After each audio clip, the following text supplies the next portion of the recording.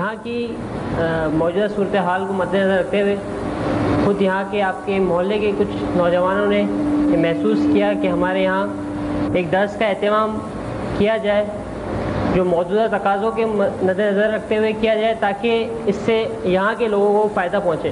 اس کی ایک کمی ہم شدت سے محسوس کر رہے تھے، لہٰذا ہم نے یہ سلسلہ شروع کیا ہے۔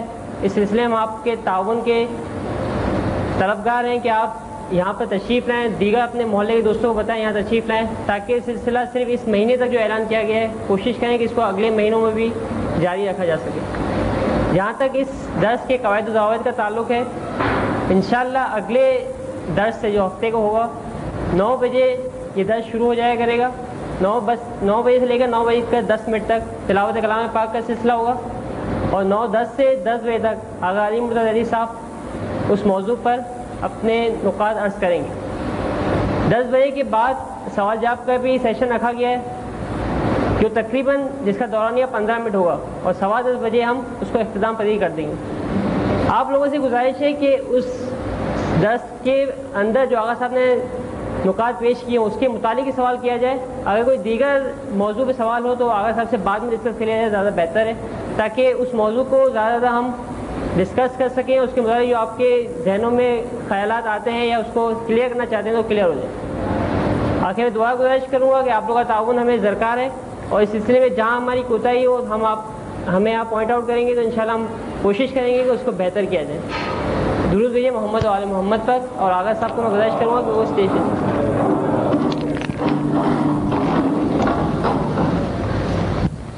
الشیطان الرجیم، بسم اللہ الرحمن الرحیم، الحمدللہ رب العالمین، والصلاة والسلام علی سید الانبیاء والمرسلین، حبیب الہ العالمین ابی القاسم محمد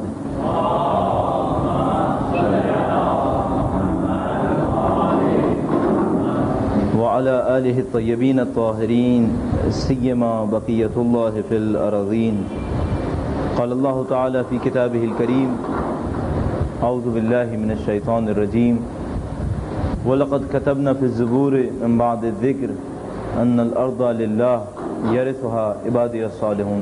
درود بھیجیے محمد و آل محمد۔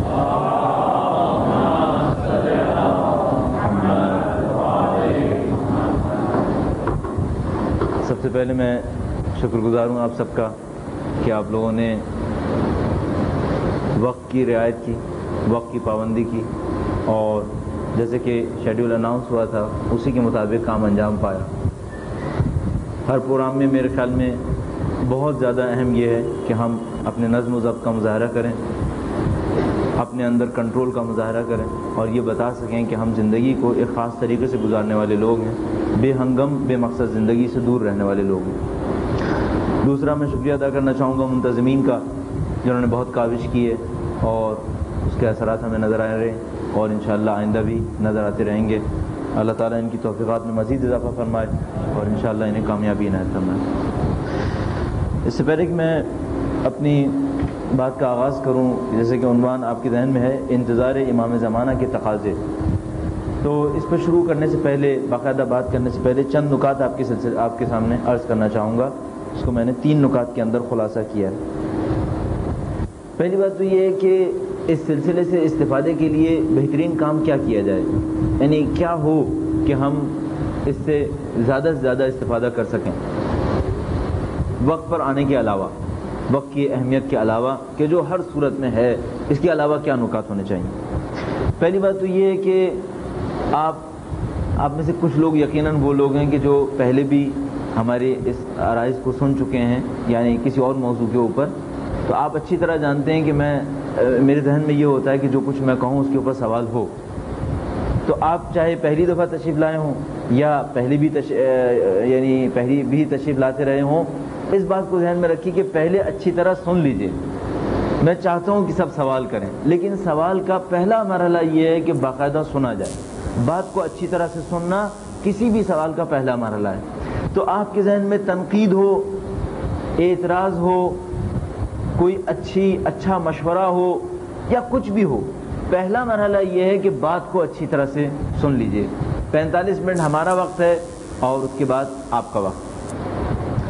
دوسرا مسئلہ یہ ہے کہ سوالات ضرور کیجیے، اعتراض سوالات جو کچھ مجھ سے مربوط ہیں، کچھ سوالات اور اعتراضات وہ ہوتے ہیں کہ جو منتظمین سے مربوط ہوتے ہیں، وہ ان سے ضرور فرمائیے، ان کی بہتری کے لیے ہے، اور کچھ سوالات اور اعتراضات وہ ہوتے ہیں جو ہم سے مربوط ہیں، جو ہم نے کہے ہیں، وہ بھی ضرور فرمائیے، یہ ہماری بہتری کے لیے ہوگا۔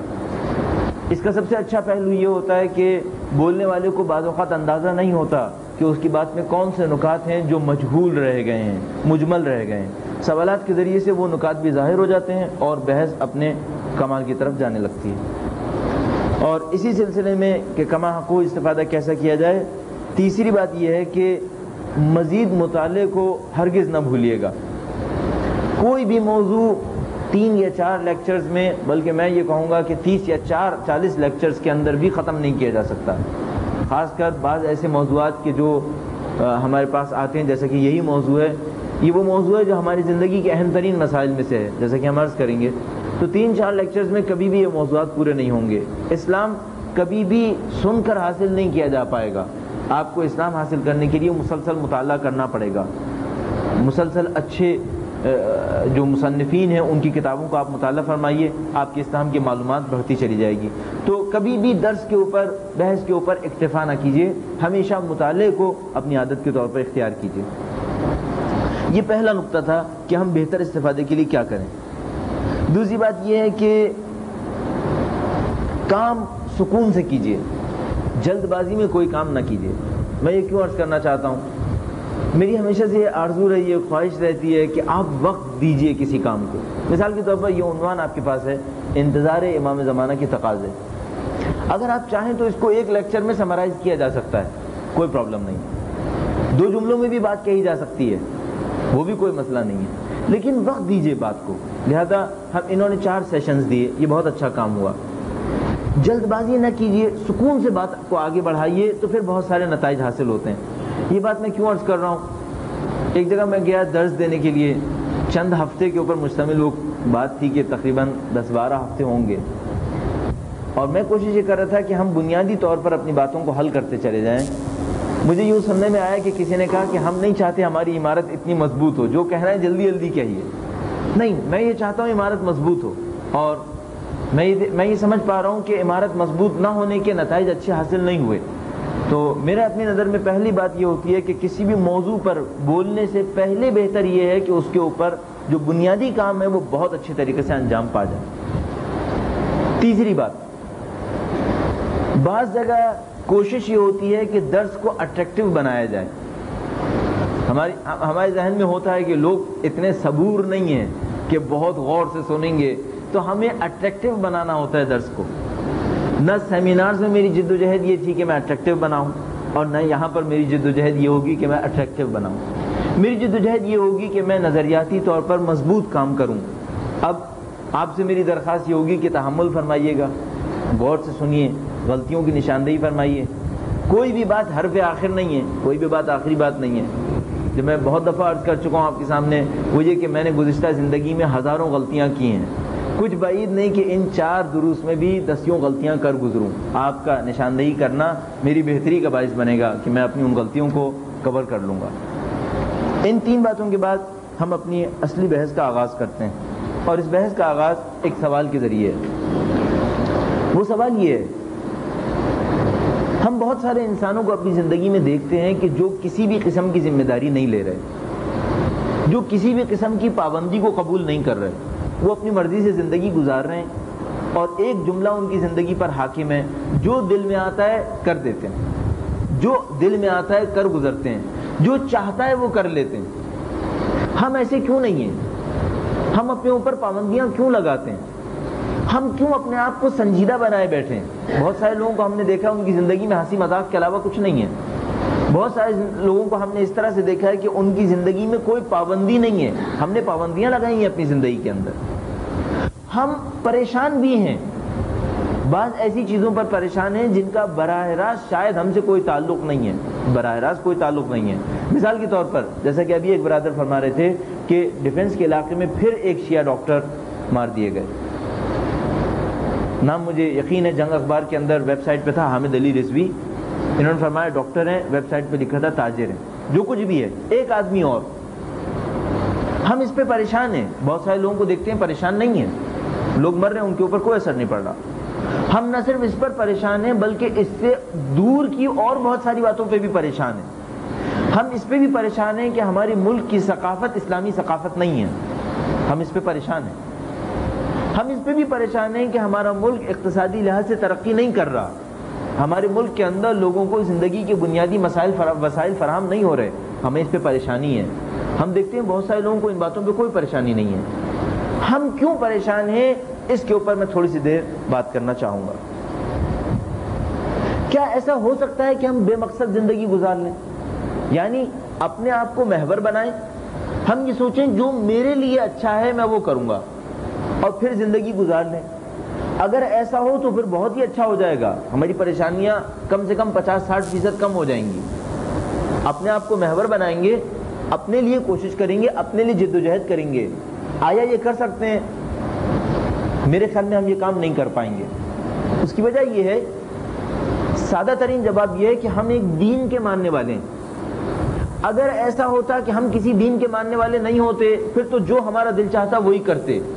در حقیقت اگر کوئی دین کا ماننے والا نہ ہو اور پھر کسی پابندی کو قبول کرے تو وہ بے وقوف انسان ہے. جو دین کا ماننے والا نہیں اسے کسی پابندی کو قبول نہیں کرنا چاہیے.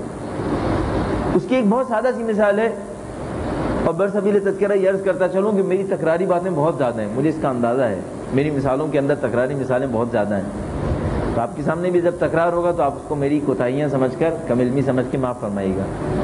اس کی مثال اس طریقے سے ہے کہ فرض کر لیجئے آپ ایک صبح کو ایک میدان کے اندر گئے ہیں اور آپ کا مقصد یہ ہے کہ آپ کچھ ورزش کرنا چاہتے ہیں, کچھ ایکسرسائز کرنا چاہتے ہیں, کچھ وارم اپ ہونا چاہتے ہیں آپ, اور آپ ایک بال لے لیتے ہیں اور اس بال کو میدان کے اندر گھمانے لگتے ہیں. آپ کوئی گول نہیں کر رہے, بس بال کو لیا میدان کے اندر گھما رہے ہیں. سامنے نیشنل پارک ہے, آئیڈیل ہے, لیجیے بال کو گھماتے رہیے. کبھی آپ سیدھے ہاتھ پہ مڑتے ہیں, کبھی آپ الٹے ہاتھ پہ مڑتے ہیں, کبھی اوپر جا رہے ہیں, کبھی نیچے آ رہے ہیں. کوئی مقصد نہیں ہے آپ کا, آپ بال گھما رہے ہیں. کوئی آپ کو برا ہی نہیں کہے گا. کیوں؟ کیونکہ آپ ورزش کرنا چاہتے ہیں, آپ ورزش کر رہے ہیں, اپنا کام آپ انجام دے رہے ہیں. لیکن فرض کر لیجئے آپ اسی بال کے ساتھ ایک میچ کے اندر کھڑے ہوئے ہیں. ایک میچ ہو رہا ہے, 2 ٹیمز ہیں اس کے اندر, 11 آپ کی طرف ہیں, 11 سامنے والے کی طرف ہیں. ایک آپ کا ڈی ہے جس کو آپ نے دفاع کرنا ہے, ایک سامنے والے کا ڈی ہے جس میں آپ نے گول کرنا ہے. اب آپ بال کو کس طرح گھمائیں گے؟ آپ کہیں گے جس طرف بھی چاہوں گا گھما لوں گا. اب یہ نہیں ہو سکتا. اب آپ کو ایک سرٹن ڈائریکشن میں لے کے جانا ہے. اب آپ کا ایک مقصد ہے, اب آپ کو اس مقصد کو پورا کرنا ہے. لہذا اگر آپ اپنے گول میں مار دیں گے تو پھر سوچ لیجیے آپ کا حشر کیا ہوگا. جب آپ دین اسلام کو قبول کرتے ہیں تو مطلب کیا ہے اس کا؟ اس کا مطلب یہ میں اس دنیا کے لیے خالق کا قائل ہوں, میں سمجھ رہا ہوں اس کا ایک بنانے والا ہے, اور وہ جو بنانے والا ہے وہ حکیم ہے, وہ علیم ہے, وہ مقصد رکھتا ہے اپنے بنانے میں, اپنی خلقت میں. تو میں یہ کر ہی نہیں سکتا کہ میں کہوں جو میرے دل میں آئے گی وہ میں کروں گا. مجھے اس مقصد کو پورا کرنا پڑے گا کہ جو اللہ تعالیٰ نے پوری کائنات کے بنانے کا مقصد رکھا ہے. اگر میں اس مقصد کو پورا کروں اور مقصد کو پورا نہ کروں تو نتائج کیا نکلیں گے؟ ذرا سا توجہ فرمائیے گا. یہ پوری دنیا ارادہ الہی کی طرف چل رہی ہے. وَالشَّمْسُ تَجْرِي لِمُسْتَقَرٍ لَهَا, سورج بھی اس پیٹرن کے اوپر گھوم رہا ہے جو اللہ تعالیٰ نے اس کے لیے معین کیا ہے. یہ پوری دنیا اللہ تعالیٰ کے مقصد پہ چل رہی ہے, اس کے بنائے ہوئے نظام پہ چل رہی ہے. اگر میں اس کے بنائے ہوئے نظام پہ چلوں گا تب مجھے کیا حاصل ہوگا کہ محمد سے وفا تو نے تو ہم تیرے, یہ حاصل ہوگا. میں اس کے نظام پہ چلوں جو پروردگار نے بنایا ہے, جیسے ہی اس کے نظام میں اپنے آپ کو رکھوں گا یہ ساری کائنات میرے لیے ہو جائے گی, یہ ساری کائنات میرے تابع ہو جائے گی. اور سب سے زیادہ یہ کائنات نبی اکرم کے تابع تھی. کیوں؟ کیونکہ وہ سب سے زیادہ اللہ تعالیٰ کے تابع تھی. جب میں اپنے آپ کو پروردگار کی رضایت کے اندر رکھ دیتا ہوں تو یہ کائنات پوری میری خدمت میں آ جاتی ہے, اور جس دن میں اس کی مخالفت میں چلنا شروع کر دیتا ہوں پھر یہ سارا میرے مخالف لشکر میں تبدیل ہو جاتا ہے. پھر یہ ساری دنیا میرے مخالف لشکر میں ہے, پھر مجھے ان سب کا مقابلہ کرنا پڑے گا. کیا میری زندگی کا مقصد ہونا چاہیے؟ میں بے مقصد زندگی نہیں گزار سکتا, مجھے اپنی زندگی کا مقصد لے کے چلنا پڑے گا. اب سوال یہ, مقصد کا تعین کیسے ہوگا؟ میں کس طریقے سے یہ بات طے کروں کہ مجھے کیا کرنا ہے؟ میں بے مقصد نہیں رہنا چاہتا, مقصد کے ساتھ زندگی گزارنا چاہتا ہوں. اب سوال یہ کہ میں مقصد کیسے بناؤں گا اپنا؟ مقصد بنانے کا بہترین طریقہ یہ ہے کہ میں اپنی ذات پہ غور کروں کہ میری ذات کیا ہے. مقصد مجھے خود بخود سمجھ میں آ جائے گا. ذرا سا توجہ فرمائیے, یہ ہمارے سامنے ایک ڈسٹر رکھا ہوا ہے, ٹھیک ہے. فرض کر لیجئے میں نہیں جانتا کہ یہ ڈسٹر ہے اور میں نہیں جانتا کہ اس کا کام کیا ہے, اور میں یہ جاننا چاہتا ہوں کہ اس کا کام ہے کیا. تو مجھے کرنا کیا ہوگا؟ دو تین راستے ہیں.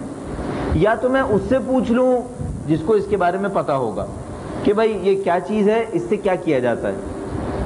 اور اگر میں ایسا نہیں کر پا رہا تو پھر میرے سامنے راستہ یہ ہے کہ میں اس کی ماہیت پہ غور کروں کہ یہ ہے کیا. اس میں ایک لکڑی نظر آ رہی ہے اور اس میں ایک سافٹ حصہ بھی نظر آ رہا ہے. کچھ مجھے سمجھ میں آنے لگتا ہے کہ اچھا اس سافٹ طریقے سے شاید کچھ کرنا ہے. ماہیت پہ غور کر کے, چیز کی ذات پہ غور کر کے ہم سمجھ پاتے ہیں کہ اس کا عمل کیا ہے, اس سے حاصل کیا ہونا ہے. تو آئیے بہت آسان کام کریں, اپنی ذات پہ غور کر لیں تاکہ مجھے اور آپ کو سادہ پتہ چل جائے کہ مجھے اور آپ نے کرنا کیا ہے. میری ذات کے اندر اصل کیا ہے, میری ذات کے اندر فرع کیا ہے. جو چیز فرعی حیثیت رکھتی ہے اس کو میں فرعی حیثیت دوں گا, جو چیز اصلی حیثیت ہے اس کو میں اصلی حیثیت دوں گا. تب مجھے سمجھ میں آ جائے گا میرا خط کیا ہے, میرا راستہ کیا ہے. اب آئیے, پروردگار نے جو قرآن کریم کے اندر اتنا زیادہ اصرار کیا ہے کہ تمہاری خلقت کے اندر ترکیب ہے, اس کا مقصد ہمیں سمجھ میں آتا ہے. آپ سوچئے کتنی جگہ پر پروردگار نے فرمایا تمہیں ہم نے اس طرح سے خلق کیا کہ تم مثلا مٹی کے ایک ٹکڑے تھے, پھر ہم نے اس کے اندر جان ڈال دی. وَنَفَخْتُ فِيهِ مِن رُوحِي, پھر میں نے اپنی روح سے اس کے اندر پھونک دیا. یہ اتنا اصرار انسان کی خلقت پہ کیوں ہے؟ اللہ تعالیٰ کو حکم بھی دے سکتا ہے, وہ صرف یہ کہے تم نماز قائم کرو, تم زکوٰۃ دیا کرو, تم یہ کرو, تم وہ کرو. وہ ہماری خلقت کو بار بار کیوں بیان کر رہا ہے؟ وہ در حقیقت ہمیں یہ بتانا چاہتا ہے کہ جو میں وظائف تمہیں بتا رہا ہوں وہ تمہاری ذات سے سازگار رکھتے ہیں, یہ تمہاری ذات کا حصہ ہے, تم انکار نہیں کر پاؤ گے. مثال کے طور پر اگر ایک گاڑی کو میں گاڑی کو چلنے کے طور پہ استعمال نہ کروں, میں مسافر خانے کے طور پہ استعمال کر لوں, تو اس گاڑی کی جو ماہیت ہے, اس گاڑی کی جو ذات ہے, وہ مجھے بتا رہی ہے کہ یہ مسافر خانہ نہیں بن سکے گا. مسافر خانے کے تقاضے کچھ اور ہیں اور سفر کے لیے استعمال ہونے والے وسیلے کے تقاضے کچھ اور ہیں. اس انسان کی ذات کو دیکھیں تو ہمیں سمجھ میں آتا ہے اس کا تقاضا کیا ہے, اس کے اوپر کس طریقے سے عمل ہونا ہے. انسان کی ذات معین کرتی ہے کہ اس کو کس طریقے سے ہونا ہے. اب جب پروردگار کی ہم قرآن کریم سے ملاحظہ کرتے ہیں تو ہماری ذات کے اندر ایک نزاع کو بیان کرتا ہے. وہ نبی اکرم کی احادیث کو دیکھیے, وہ ایک نزاع کو بیان کر رہے ہیں, کہہ رہے ذات انسان مخلوط ہے ایک روح اور ایک بدن سے. ایک روح ہے اور ایک بدن ہے, یہ انسان کی ذات کا خلاصہ ہے, اور دونوں اس کو اپنی طرف لے جانے کی کوشش کر رہے ہیں. روح اپنی کمال کی طرف لے جانے کی کوشش کر رہی ہے اور بدن اپنے کمال کی طرف لے جانے کی کوشش کر رہا ہے. اگر کوئی بدن کے اوپر باقی رہے گا, صرف بدن کے تقاضوں کو پورا کرے گا, تو وہ روح کی اہمیت کھو دے گا, روح کے کمالات کو حاصل نہیں کر پائے گا. ایک دائمی جنگ کو نبی اکرم نے بیان فرمایا. وہ حدیث آپ نے دسیوں دفعہ سنی ہوگی. 3 احادیث میں آپ کے سامنے اشارتاً یہاں پہ عرض کرنا چاہوں گا. نبی اکرم نے ایک جگہ فرمایا تمہارا سب سے بڑا دشمن تمہارا وہ نفس ہے جو تمہارے اندر موجود ہے. نفس سے مراد یہاں خواہشات, وہ جو نفس ہے وہ تمہارا سب سے بڑا دشمن ہے. یا فرمایا شجاع ترین شخص وہ ہے کہ جو اپنے نفس کے اوپر کنٹرول کر لے. یا انہوں نے فرمایا کہ یہ جو نفس اور بدن کی جنگ میں کامیابی ہے یہ اصلی کامیابی ہے, یہ جہاد اکبر ہے, اس کے اندر کامیابی اصلی کامیابی ہے. اب ذرا سوچئے, کیا کوئی شخص کہہ سکتا ہے کہ میں جو چاہوں گا وہ کروں گا؟ جو بھی شخص یہ کہے گا میں جو چاہوں گا وہ کروں گا, وہ یقیناً مقصد خلقت سے کہیں دور ہو جائے گا, وہ یقیناً اپنی زندگی کے مقاصد سے دور ہو جائے گا. اور نبی اکرم کی ایک حدیث میں نے دیکھی جس میں انہوں نے فرمایا کہ اگر کوئی شخص یہ کہتا ہے کہ میں جو چاہوں گا وہ کھاؤں گا, جو چاہوں گا وہ پہنوں گا, جس طرح سے چاہوں گا زندگی گزاروں گا, اس کا ٹھکانہ جہنم میں ہوگا. میں اور آپ یہ نہیں کر سکتے, میں اور آپ یہ سوچ ہی نہیں سکتے کہ ہم جس طرح سے چاہیں گے زندگی گزاریں گے اور پھر بھی اپنے تمام تر کمالات کو حاصل کر لیں گے. لہذا عزیزان محترم, اگر ہم اپنی زندگی کے اندر کچھ لوگوں کو دیکھتے ہیں کہ جو کسی قسم کی ذمہ داری اٹھانے کو تیار نہیں ہے, ہم کچھ لوگوں کو دیکھتے ہیں کہ جو ہماری طرح سوچنا بھی نہیں چاہتے, تو ہمارے خیال میں یہ مقصد حیات سے دوری کا باعث ہے. ہمارے خیال میں مقصد حیات تک پہنچنے کا طریقہ یہی ہوگا کہ میں اور آپ سوچنا شروع کریں، میں اور آپ اپنے زندگی کے مقاصد کے اوپر غور کریں اور زندگی کو اس طرف لے جانے کی کوشش کریں جس طرف اللہ تعالیٰ نے چاہا ہے۔ ایک درود بھیجیے محمد و آل محمد۔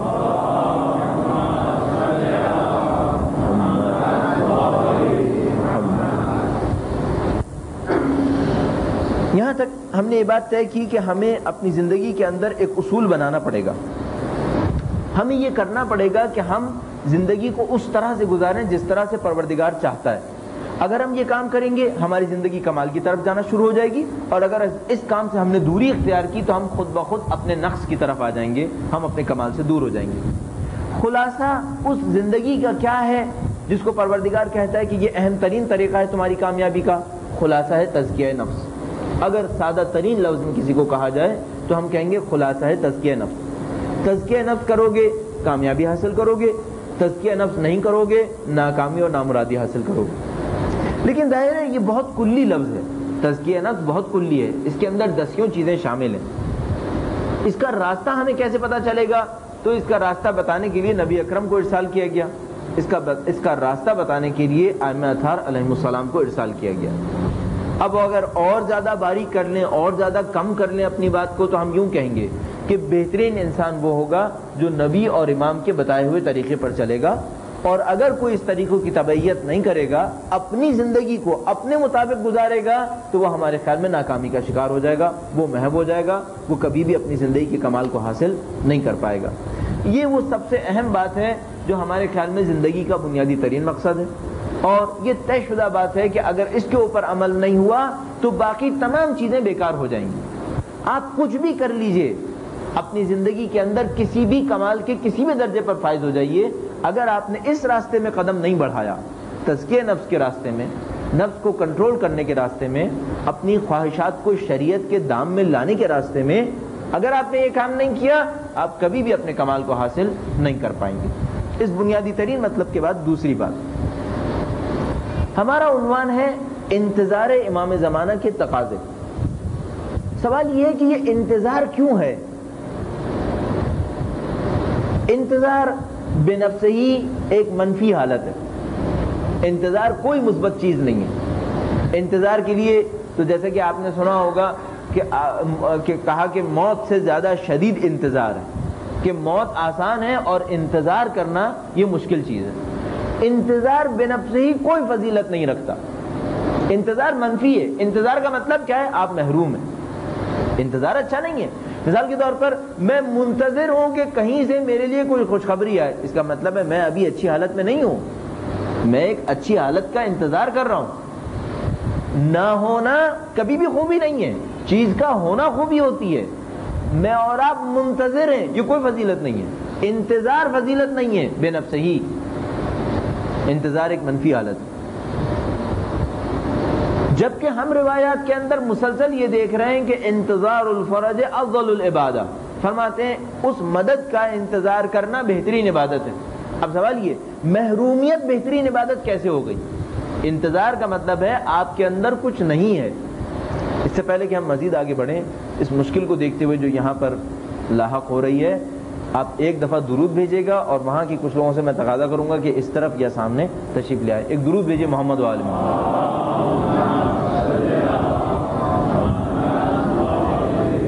ایک بار اور درود بھیجیے گا۔ کیفیت نہیں ہے۔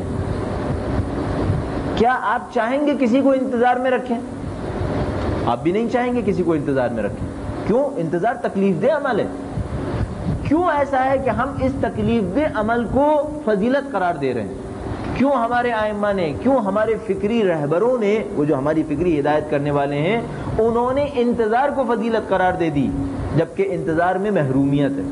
اور پھر یہ ہے کہ اس انتظار کے تقاضے بھی قرار دے رہے ہیں، جس کو ہم جاننا چاہتے ہیں کہ انتظار امام زمانہ کے تقاضے کیا ہیں۔ سوال یہ، انتظار کا کہاں سے کوئی تقاضا ہوتا ہے؟ انتظار میں کیا کرنا ہوتا ہے؟ کچھ نہ کرنا، عرف میں کچھ نہ کرنا انتظار ہے۔ کچھ نہ کیجئے انتظار ہے۔ یعنی آپ کسی آدمی سے پوچھیں بیکار کیوں بیٹھے ہو، کہے گا میں کسی کا انتظار کر رہا ہوں۔ اب سوال یہ ہے، کچھ نہ کرنا انتظار ہے تو تقاضے پھر کہاں سے آ گئے؟ اس کا تو بس ایک ہی تقاضا ہے۔ اگر انتظار کو اس کے عرفی مفہوم میں لیا جائے تو اس کا تو صرف ایک ہی تقاضا ہے، وہ کیا ہے؟ کچھ مت کرو۔ اور اگر انتظار کا مطلب کچھ نہ کرنا ہے تو پھر سوال یہ کہ فضیلت کس بات کی ہے؟ وہ شریعت جو لوگوں کو ذمہ داریوں میں ڈالتی ہے، وہ شریعت جو صبح سے لے کے شام تک ذمہ داریاں دیتی ہے، افضل عبادت کس کو قرار دے دے؟ انتظار کو، کچھ نہ کرنے کو۔ ہمارے خیال میں اگر انتظار کا مطلب کچھ نہ کرنا ہے تو پوری شریعت لغو ہو جائے گی، پوری شریعت عبث ہو جائے گی، پوری شریعت اپنا مقصد کھو دے گی۔ اس کا مطلب یہ ہے کہ انتظار کچھ نہ کرنا ہرگز نہیں ہے، انتظار وہ ہے ہی نہیں کہ جو عرف انتظار کو سمجھ رہی ہے۔ بھائی کہ ہم نے یہاں لفظ انتظار لکھ لیا، لیکن ہم اس انتظار کی اچھی طریقے سے تفسیر کرنا چاہیں گے تاکہ ہمیں یہ سمجھ میں آئے کہ یہ نہ ہونے کے تقاضے کیوں بن رہے ہیں، محرومیت کے تقاضے کیوں ہیں۔ ہمارے خیال میں دو باتوں کے اوپر ہمیں غور کرنا چاہیے۔ پہلا مسئلہ یہ ہے کہ انتظار کس کا ہے، اور دوسرا مسئلہ یہ ہے کہ آیا یہ انتظار اختیاری ہے یا اجباری ہے۔ یہ بات طے ہو جائے پہلے۔ پہلی بات تو یہ ہے کہ یہ انتظار ہے کس کا۔ دو تین چیزیں سوچ لیتے ہیں۔ ہمارے پاس شیعہ منابع کے اندر جو کیفیت انتظار کے مقابلے میں ہے، ظاہر غیبت کے مقابلے میں ظہور ہے۔ یہ جو ظہور ہے یہ ہے کیا؟ ظہور کو دو تین طریقے سے ڈیفائن کرتے ہیں۔ ظہور ہے ایک امام پہلے نظروں میں نہیں تھے، اس کے بعد نظروں میں آ جائیں گے۔ آیا بس یہ ظہور ہے؟ اگر یہ ظہور ہے، نظروں میں نہ ہونا اور نظروں میں آ جانا، تو فائدہ کیا ہوا؟ آیا انتظار بس اس بات کا ہے کہ امام نظر آئیں؟ ظاہر یہ انتظار کی چیز نہیں ہے، نہ دیکھنا اور دیکھ لینا، بس اتنا سا کام، یہ تو انتظار نہیں ہے، یعنی اس کا انتظار کرنا معقول نہیں ہے۔ پھر ظہور کیا ہے اور انتظار کیا ہے؟ انتظار ہے کس بات کا؟ تو ہم یہ کہیں گے کہ انتظار ہے ایک آئیڈیل معاشرے کا، یعنی امام کی تشریف آوری بھی بے مقصد تو نہیں ہے، امام کی تشریف آوری بھی اس آئیڈیل معاشرے کا قیام ہے۔ جب ہم کہتے ہیں ہم ظہور امام زمانہ کی دعا کر رہے ہیں، میں خود آپ سے پوچھوں گا ظہور کے بعد بس ختم یا کسی اور کی بھی توقع ہے؟ ظاہر ظہور کے بعد ختم نہیں ہوا، ظہور کے بعد تو شروع ہوا ہے اصلی مسئلہ۔ یعنی ہو یوں رہا ہے 1200 سال ہو گئے غیبت کو، ایک ہدف ایک مقصد ایسا تھا جس کے لیے نبی نے جد و جہد کی، تمام انبیاء نے جد و جہد کی، تمام انبیاء ایک مقصد کے لیے جد و جہد کرتے رہے، نبی اکرم نے بھی اس کے لیے جد و جہد کی، مولا کائنات نے بھی اس کے لیے جد و جہد کی، اور ان کے بعد آنے والے تمام معصومین نے اس کے لیے جد و جہد کی، ان کے تمام ماننے والوں نے جد و جہد کی۔ اور وہ کیا تھا؟ قرآن کریم نے کچھ وعدوں کی صورت میں کچھ باتیں کہی ہیں، قرآن کریم نے وعدوں کی صورت میں کچھ باتیں کہی ہیں۔ دو آیت کریمہ میں آپ کے سامنے عرض کروں گا۔ پہلی وہی جو میں نے آپ کے سامنے ابتدا میں عرض کی، وَلَقَدْ كَتَبْنَا فِي الزُّبُورِ مِن بَعْدِ الذِّكْرِ أَنَّ الْأَرْضَ لِلَّهِ يَرِثُهَا عِبَادِيَ الصَّالِحُونَ۔ پروردگار نے فرمایا قرآن کریم میں تو لکھا ہے ہی، ہم نے زبور میں بھی یہ بات لکھی تھی۔ زبور بہت پہلے کی بات ہو گئی، زبور میں بھی یہ بات لکھی تھی کہ یہ زمین اللہ کے لیے ہے اور اس کو میرے صالح بندے ارث میں لیں گے۔ یہ ایک اللہ تعالیٰ کا وعدہ، اور دوسرا وعدہ کہ جو آپ کو اور میرے ذہن میں 10ویں دفعہ ہے، وہ نرید ان نمن علی الذین استضعفوا فی الارض ونجعلہم ائمہ ونجعلہم الوارثین۔ اور ہم نے ارادہ کیا ہے کہ جو زمین پر ہمارے مستضعف بندے ہیں، مستضعف کا ترجمہ کرنا خود ایک ماہرانہ کام ہے۔ آیا مستضعف کا ترجمہ محرومیت ہے؟ آیا مستضعف کا ترجمہ مظلومیت ہے؟ آیا مستضعف کا ترجمہ ضعیف ہے؟ اس کا ترجمہ کرنا بھی ایک کام ہے۔ ہم نے یہ ارادہ کیا ہے کہ جو مستضعف لوگ ہیں ان کو زمین کے اوپر امام بنائیں گے، ان کے اوپر منت کریں گے، ان کے اوپر احسان کریں گے۔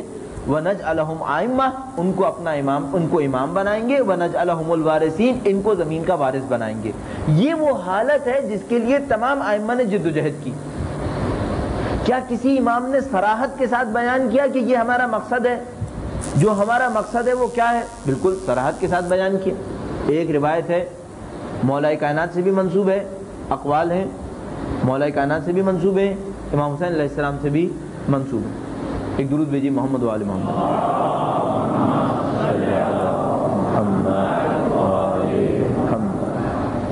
وہ آئیڈیل جس کا انتظار ہو رہا ہے صرف ظہور نہیں ہے، بہت کچھ ہے۔ وہ آئیڈیل کیا ہے؟ قرآن کریم نے 2 آیتوں میں سادہ سادہ سے کہا. ائمہ اطہار نے مزید بیان کیا، مولا کائنات سے بھی منسوب ہے یہ روایت تحف العقول کے اندر، اور امام حسین علیہ السلام سے خطبہ منی کے حوالے سے یہ روایت مشہور ہے، آپ نے کئی دفعہ سنی. روایت اس طریقے سے ہے، امام نے فرمایا ہم جو کچھ کر رہے ہیں لِنُرِيَ الْمَعَالِمَ مِن دِينِكَ وَنُظْهِرَ الْإِصْلَاحَ فِي بِلَادِكَ وَيَعْمَلَ الْمَظْلُومُونَ مِنْ عِبَادِكَ وَيُؤْمَلْ بِفَرَائِضِكَ وَسُنَنِكَ وَأَحْكَامِكَ. ذرا ان جملوں پہ توجہ فرمائیے گا. یہ جملے آپ نے پہلی دفعہ نہیں سنے، مجھے یقین ہے آپ نے کئی دفعہ ان باتوں کو سنا ہے. ان جملوں کے اوپر ذرا سا ایک دفعہ اور غور فرمائیے گا. لِنُرِيَ الْمَعَالِمَ مِن دِينِكَ، ہم چاہتے ہیں تیری دین کی نشانیوں کو آشکار کر دیں، تیرے دین کی نشانیوں کو آشکار کر دیں. ایک بات. وَنُظْهِرَ الْإِصْلَاحَ فِي بِلَادِكَ، اصلاح تیرے شہروں میں نظر آئے، ظاہر ہو جائے. اصلاح تیرے شہر میں، تیرے شہروں میں ظاہر ہو کے نظر آئے. تیسری بات، وَيَعْمَلَ الْمَظْلُومُونَ مِنْ عِبَادِكَ، تیرے مظلوم بندوں کو امن و سکون حاصل ہو جائے، دین کی نشانیاں آشکار ہو جائے، اصلاح ظاہر ہو کے نظر آئے، مظلوم بندوں کو امن حاصل ہو. یعمل بفرائضک وسننک واحکامک، تیرے فرائض پر، تیری سنتوں پر، تیرے احکام پہ عمل ہو جائے. یہ وہ آئیڈیل ہے جس کے لیے سب کوشش کر رہے ہیں. اب سوال آپ سے یہ ہے، اس آئیڈیل میں فردیت ہے یا اجتماعیت ہے؟ کیا اس آئیڈیل نے یہ کہا کہ ہم چاہتے ہیں ایک انسان ایسا بنا دیں کہ جو انتہائی متقی اور پرہیزگار ہو؟ نہیں، اس آئیڈیل میں کوئی بھی آئیڈیل فردی آئیڈیل نہیں ہے. یہ وہ چیز ہے کہ جو ائمہ اطہار سے منقول ہے، اس میں کوئی شبہ نہیں ہے کہ یہ ائمہ اطہار نے ارشاد فرمایا. نہایت یہ کہ 2 اماموں سے منقول ہے، یا امام علی نے فرمایا یا امام حسین علیہ السلام نے فرمایا، یا شاید دونوں نے فرمایا. عبارت بالکل اسی عبارت کے ساتھ صحیح روایت کے اندر لکھی ہوئی ہے.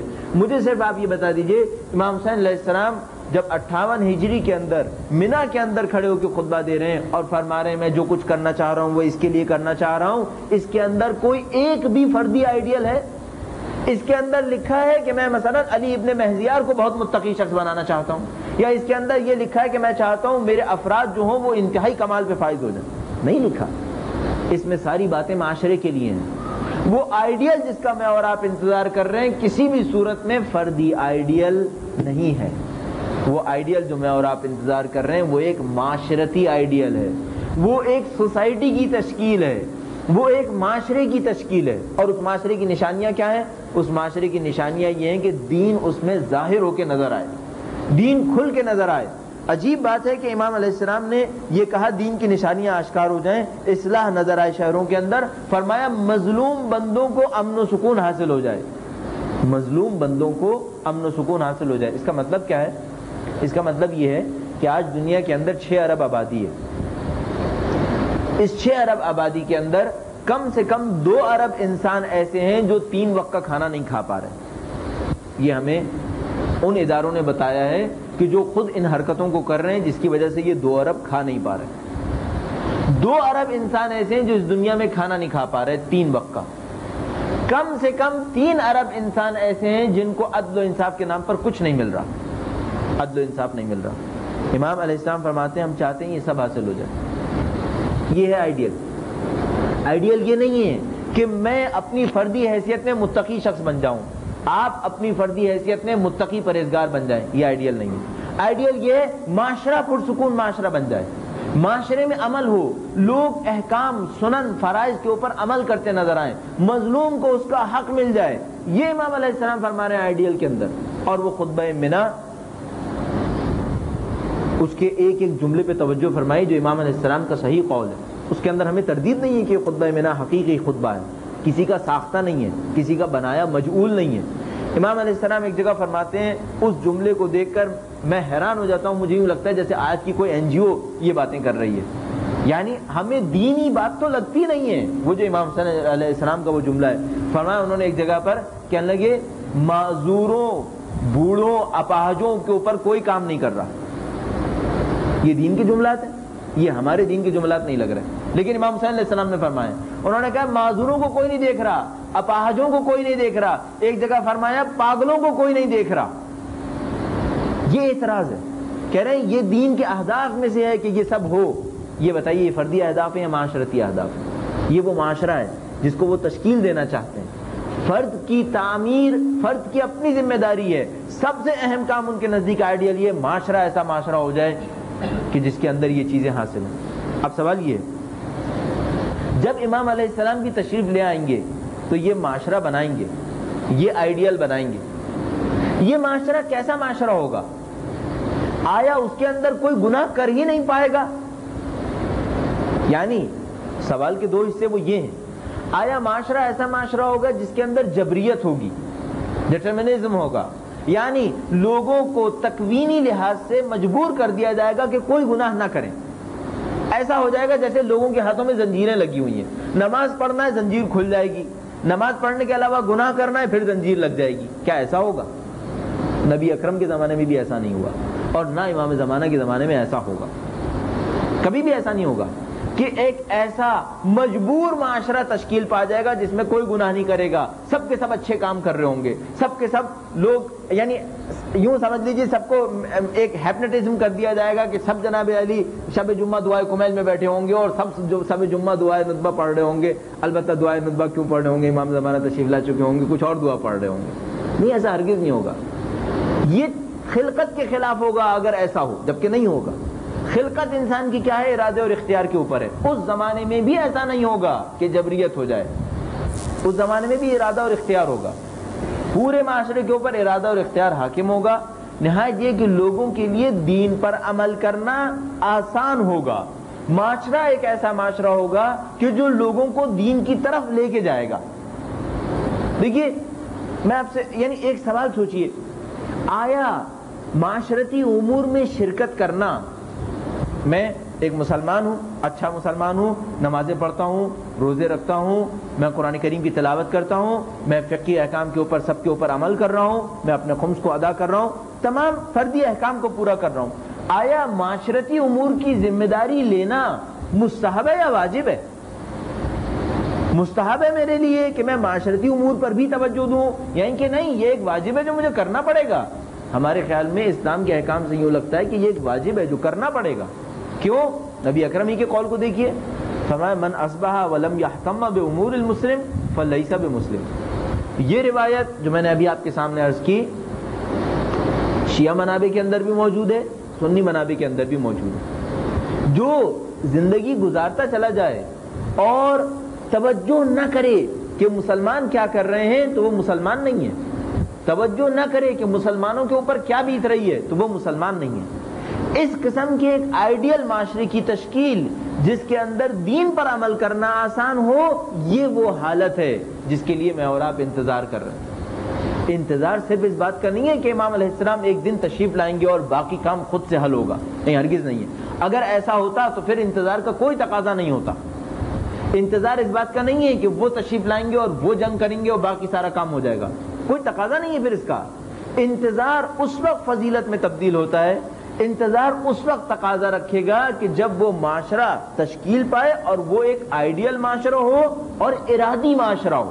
اب ذرا سا ایک اور جملے کی طرف آئیے گا, آیا ظہور بے ارادہ عمل ہے یا کوئی ارادی عمل ہے؟ کہنے کا مطلب یہ ہے اگر لوگ ائمہ اطہار کا ساتھ دیتے تو غیبت ہوتی یا نہ ہوتی؟ ذرا پیچھے تشریف لے آئیے, 1200 سال پہلے پیچھے تشریف لے آئیے, 250 ہجری کے وقت میں آ جائیے, 255 ہجری میں آ جائیے, سوچئے لوگ تمام کے تمام امام زمانہ کا ساتھ دے رہے ہیں, سب کے سب امام زمانہ کا ساتھ دے رہے ہیں, آیا غیبت ہوتی؟ نہیں ہوتی. کیوں غیبت ہوتی؟ پھر کوئی مقصد نہیں تھا غیبت کے ہونے کا. سوال یہ کیا غیبت ارادی ہے یا جبری ہے؟ غیبت ارادی ہے, لوگوں نے نہیں ساتھ دیا لہذا غیبت ہوئی. اب سوال یہ ظہور جبری ہے یا ارادی ہے؟ ظہور بھی ارادی ہے, لوگ ساتھ دیں گے ظہور ہو جائے گا. نہ غیبت غیر ارادی ہے نہ ظہور غیر ارادی ہے, دونوں کے دونوں ارادے انسان کے اوپر ہیں. لہذا ہم دیکھتے ہیں کہ امام علیہ السلام نے درود بھیجے محمد و آل محمد.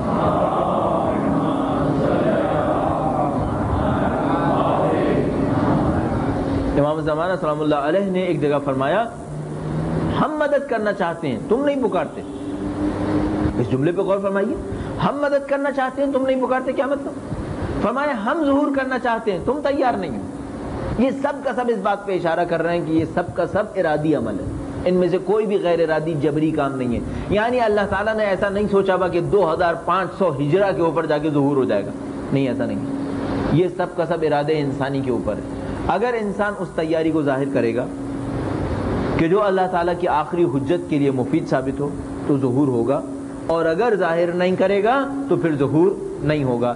در حقیقت اس مفہوم کو اگر ہم قبول کرتے ہیں تب تقاضے کی بات آتی ہے. اب تمام چیزیں ہم بات کرنے کے قابل ہوتے ہیں. اب انتظار کیا ہے اور انتظار کے تقاضے کیا ہیں؟ انتظار کیا ہے؟ انتظار ایک آئیڈیل معاشرے کی تشکیل ہے. کیسے معاشرے کی تشکیل ہے؟ ایک ایسے معاشرے کی تشکیل ہے جس کے اندر اللہ کا دین سامنے نظر آئے, جس کے اندر اللہ کی اصلاح شہروں کے اندر کھل کے نظر آئے, جس کے اندر مظلوم بندوں کا ساتھ دیا جائے, ان کو امن و سلامتی حاصل ہو. ایک ایسے معاشرے کی تشکیل جس کے اندر اللہ کے فرائض پہ عمل ہو, اللہ کی سنتوں پہ عمل ہو اور اس کے احکام پر عمل کیا جائے. آیا یہ معاشرہ خود سے تشکیل پائے گا یا میں اپنے ارادے سے تشکیل دوں گا؟ تو ہرگز یہ معاشرہ خود سے تشکیل نہیں پائے گا, بلکہ میں اس کو اپنے ارادے سے تشکیل دوں گا.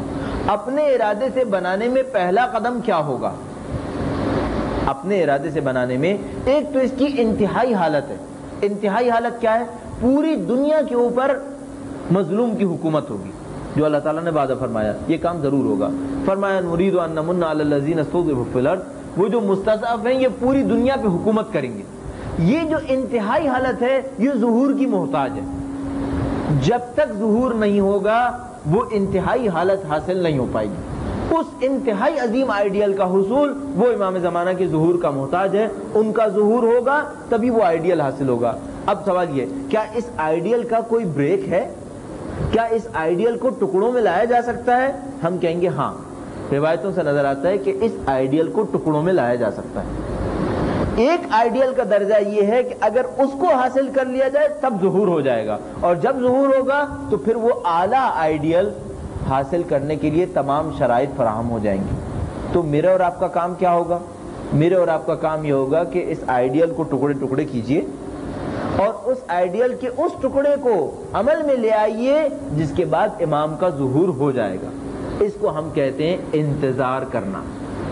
بس انتظار کرنا یہ ہے کہ آئیڈیل کے پہلے مرحلے کو آپ حاصل کرنے کی تیاری کیجئے. اگر آئیڈیل کا پہلا مرحلہ آپ نے حاصل کر لیا ظہور ہو جائے گا, باقی آئیڈیل خود بخود, کیا خود بخود یعنی اس ترتیب کے ساتھ اگر آپ مدد دیتے چلے گئے تو پھر خود بخود وہ آخری آئیڈیل کی طرف آپ پہنچتے چلے جائیں گے. لیکن پہلا کام آپ نے کرنا ہوگا. اب یہاں پر آ کر میں سمجھتا ہوں کہ ہمارا موضوع کم سے کم کلیئر ہے. ہمیں جو کام کرنا ہے اپنے انتظار میں, یعنی جو ہماری عقل کام کرتی ہے کہ ظہور تک ہمیں کیا کرنا ہے, ظہور تک ہمیں کرنا یہ ہے, جو ظہور کے لیے ضروری ہے وہ یہ کہ اس عظیم آئیڈیل کو حاصل کرنے کے لیے پہلا مرحلہ انجام پا جائے. جیسے ہی پہلا مرحلہ انجام پائے گا امام ظہور فرمائیں گے اور ان کی قیادت اور رہبری کے اندر باقی مراحل بھی حاصل ہوتے چلے جائیں گے. اب آپ آئیے اپنے اس انتظار کو اور تھوڑا سا کھول لیجئے. وہ یہ کہ اس پہلے مرحلے کو حاصل کرنے کے لیے میں کیا کروں. مجھے وہ پہلا مرحلہ حاصل کرنا ہے جس میں امام تشریف لے آئیں گے. اس پہلے مرحلے کو حاصل کرنے کے لیے میں کیا کروں تاکہ میرے امام تشریف لے آئیں, جس کو میں انتظار سے تعبیر کر رہا ہوں اور اس کے تقاضوں کو بنا رہا ہوں. پہلے مرحلے کو اگر ہم کہنا چاہیں تو ہم اپنے الفاظ میں یوں کہیں گے, مجھے نہیں معلوم یہ کہاں تک کھینچے گا. پہلے انتظار, میں نے عرض کیا انتظار ایک آئیڈیل کا ہے, اور وہ آئیڈیل وہ ایک عظیم معاشرہ ہے جس کے اندر پوری دنیا کے اوپر مظلوموں کی گرفت ہوگی, پوری دنیا کے مظلوموں کو امن و سکون حاصل ہوگا. اس آئیڈیل کا ایک پہلا مرحلہ ہے, اور یہ پہلا مرحلہ میں اور آپ حاصل کریں گے یہاں تک کہ امام علیہ السلام تشریف لائیں گے. اس پہلے مرحلے میں کیا ہونا ہے؟ اس پہلے مرحلے میں کام یہ ہے کہ عالمی حکومت, مظلوموں کی عالمی حکومت, مظلوموں کی عالمی حکومت کی تیاری. لیجئے جناب, انتظار کو ہم نے کھولا کہ انتظار کا مطلب یہ ہے کہ مظلوموں کی ایک عالمی حکومت تشکیل پانی ہے, اس کے لیے تیاری کر لیں ہم. یہ عالمی حکومت جو تشکیل پانی ہے یہ کتنے پر تشکیل پانی ہے؟ یعنی پاکستان کی آبادی ہے 13 کروڑ، 13 کروڑ اور کچھ پاکستان کی آبادی ہے۔ اب تھوڑا سا عرفی باتیں، 13 کروڑ پاکستان کی آبادی ہے اور ہمارے پریزیڈنٹ مشرف صاحب نے کہا ہے کہ وہ اس ملک کو تبدیل کریں گے۔ کس لحاظ سے تبدیل کریں گے؟ انسانوں کو انسان بنائیں گے یا ابھی مسئلہ کھانا دینے کا ہے؟ مسئلہ ابھی کھانا دینے کا ہے، ابھی انسان کو انسان بنانے کا کوئی مسئلہ نہیں ہے۔ کتنا سال لگیں گے آپ کے خیال میں؟ اگر میں اور آپ یہ سوچیں صرف اتنا سا کام ہو کہ 13 کروڑ کو 3 وقت کھانا مل جائے، پہننے کے لیے کپڑا مل جائے، رہنے کے لیے جگہ مل جائے، یعنی وہ بنیادی ترین ضرورتیں کہ جس کو ہم کسی بھی انسانی معاشرے کا پہلا قدم قرار دے سکتے ہیں۔ اچھا، اس پہلی ضرورت کو پورا ہونے کے بعد کیا کیا ضرورتیں ہوتی ہیں؟ تو اس کے بعد مثلا ہماری ضرورت ہوتی ہے کہ ہمیں تعلیم چاہیے، بچوں کے لیے تعلیم چاہیے، ہمیں فارغ وقت چاہیے جس میں ہم اپنی صلاحیتوں کو نکھار سکیں، ہمیں تفریح چاہیے، وہ بات کی باتیں جس لگژری کو ابھی ہم سوچنے کی بھی فکر میں نہیں ہے۔ ابھی ہم 13 کروڑ کے لیے بنیادی ترین چیزیں چاہتے ہیں، کھانا ان کو 3 وقت مل جائے، دوسرا مسئلہ پہننے کے لیے مل جائے، اور تیسرا مسئلہ یہ کہ ان کو ایک شیلٹر مل جائے۔ ان 13 کروڑ کو یہ دلوانے کے لیے کتنا وقت چاہیے ہمیں؟ 3 سال ابھی صرف اس بات کے لیے چاہیے ہیں کہ ہم قرضے مزید نہ لیں۔ قرضے چکانے کی بات نہیں ہو رہی ہے۔ شوکت عزیز جو ہمارے وزیر اقتصاد ہیں انہوں نے یہ کہا ہے کہ ہمیں 3 سال کا وقت چاہیے ہے کہ ہم مزید قرضے نہ لیں۔ قرضے چکائیں گے کتنے سالوں میں وہ ایک علیحدہ داستان ہے، کب چکیں گے۔ 13 کروڑ کو یہ بنیادی سہولتیں دینے کے لیے ہمیں کم سے کم بھی شاید 10 سے 15 سال کا وقت درکار ہوگا اگر حالات سارے کے سارے مناسب رہیں۔ البتہ عجیب بات یہ ہے کہ یہ جو عمل ضرورتیں دینے کا عمل ہے یہ بعض ملکوں کے اندر ابھی بھی حاصل ہوا ہے، مثال کے طور پر سویڈن، ڈنمارک، ناروے وغیرہ کے اندر یہ عمل حاصل ہوا ہے، لیکن کیا وہاں پر لوگ انسان بن گئے ہیں؟ انسان ابھی بھی نہیں بنے۔ انسان بننے کے لیے اس کا مطلب ہے اس کے علاوہ بھی بہت کچھ چاہیے۔ تو ہم صرف اتنا سوچ لیتے ہیں 13 کروڑ کو کھانا دینا ہے، بنیادی ضرورتیں دینی ہے اور انسان بنانا ہے تاکہ ظلم نہ کریں، کیونکہ ہمارے آئیڈیل کے اندر لکھا ہے یامن المظلومون من عبادک، مظلوموں کو امن حاصل ہو جائے۔ کتنا وقت درکار ہوگا اس کے لیے؟ ہم نہیں کہہ سکتے کتنا وقت درکار ہوگا۔ اب سوچئے 13 کروڑ کی بات نہیں ہو رہی ہے، یہاں بات کتنے لوگوں کی ہو رہی ہے؟ 6 ارب انسانوں کی۔ ہمارا آئیڈیل کیا ہے؟ ہمارا آئیڈیل یہ ہے کہ 6 ارب انسان اپنے حق کو حاصل کر پائیں، 6 ارب انسان اپنے ایسے حق کو حاصل کر پائیں جس کو پامال ہوئے شاید ہزاروں سال ہو رہے ہیں، ہزاروں سال سے حقوق پامال ہو رہے ہیں۔ اور اب جو دنیا ہمارے پاس ہے، اس ٹیکنالوجیز کے ساتھ جو اس وقت ہمارے پاس ہے، ان کمیونیکیشنز کے ساتھ جو اس وقت ہمارے پاس ہے، ہمارے پاس اتنی مہلت نہیں ہے کہ ہم اس سسٹم سے باہر نکلنے کی سوچیں جس کے اندر حقوق غصب ہو رہے ہیں۔ ہمارا مطالبہ یہ ہے کہ 6 ارب کو ان کے حقوق مل جائیں۔ کتنی تیاری چاہیے ہوگی؟ اور اس کام کو ہمیں کہاں سے شروع کرنا ہے؟ تو ہمیں جس میدان سے ہاتھ لگائیں ہمیں لگتا ہے زیرو پہ کھڑے ہیں اور یہیں سے شروع کرنا ہے۔ اب سوچئے اس کے تقاضے کیا ہوں گے؟ یہ ہمارا اصلی موضوع ہے۔ آپ جب میں اور آپ ظہور کی دعا کر رہے ہوتے ہیں تو حقیقت یہ ہے، یعنی جب ہم کہتے ہیں اے خدا ہمارے امام کے ظہور میں تعجیل فرما، حقیقت یہ ہے کہ جو فرشتے اگر کچھ سوچنے سمجھنے والے ہوتے تو وہ ہمارے منہ پہ ہنستے، کہتے بات اتنی بڑی کر رہا ہے، کرتا کراتا کچھ نہیں ہے، دعائیں بڑی بڑی مانگتا ہے، دعائیں فرض پڑتا ہے، فلاں پڑھتا ہے، فلاں پڑھتا ہے، کرتا کراتا کچھ نہیں ہے، مانگتا اتنا کچھ ہے، موومنٹ کے لیے تیار نہیں ہے۔ یہ ہے ہدف آپ کا، اور یہ پہلا مرحلہ ہے، آئیڈیل نہیں ہے، یہ پہلا مرحلہ ہے۔ پہلا مرحلہ یہ لوگ تیار ہو جائیں اس بات کے لیے کہ ان کو بنانا ہے یہ کام، ان کو یہ کام کرنا ہے۔ اب مجھے بتائیے تیاری کتنی چاہیے؟ اگلے 3 سیشنز میں ہم کوشش کریں گے کہ اپنی تیاری کو واضح کر پائیں، یعنی ہم ایک کام کرنا چاہیں گے کہ ہمارے پاس ایک آؤٹ لائن بن جائے، ایک آؤٹ لائن ایسی بن جائے جو اگر فرد حاصل کرے تو ہم یہ کہیں گے کہ شاید ہم نے تیاری میں اپنا حصہ ادا کر دیا، ہمارا مقصد یہ ہوگا اگلے 3 سیشنز میں کہ ہم ایک آؤٹ لائن بنا دیں، ایک چارچوبہ بنا دیں، اور وہ چارچوبہ ایسا ہو کہ اگر اس کے اوپر ہم عمل کر لیں تو ہم یہ کہہ پائیں کہ شاید ہم نے اپنی ذمہ داری کو جو تیاری کے حوالے سے تھی کم سے کم اپنی عقل کے مطابق جس حد تک ہمیں سمجھ میں آیا ہم نے اس حساب سے ادا کر دیا۔ یہ وہ کام ہے جو انشاءاللہ ہم اگلے 3 سیشنز میں کریں گے۔ ہمارے 45 منٹ پورے ہو گئے، اب 47 کرنے کا کوئی ارادہ نہیں ہے، آپ سکون سے سنتے رہے۔ بھائی کہ میں نے کوئی کوشش نہیں کی کہ میں اس کے اندر اٹریکشن ڈالوں، میں نے کوئی کوشش نہیں کی کہ میں آپ کو اپنی طرف جمائے رکھنے کے لیے بھی کچھ کروں، جو میں کر بھی نہیں پاؤں گا، لیکن آپ نے سکون سے سنا۔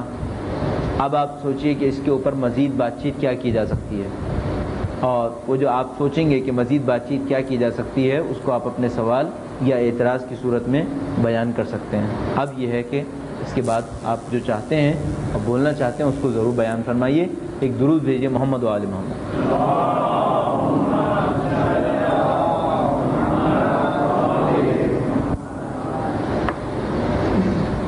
اچھا، یہ جو مرحلہ سوال کا ہوتا ہے یہ بڑا سخت مرحلہ ہوتا ہے۔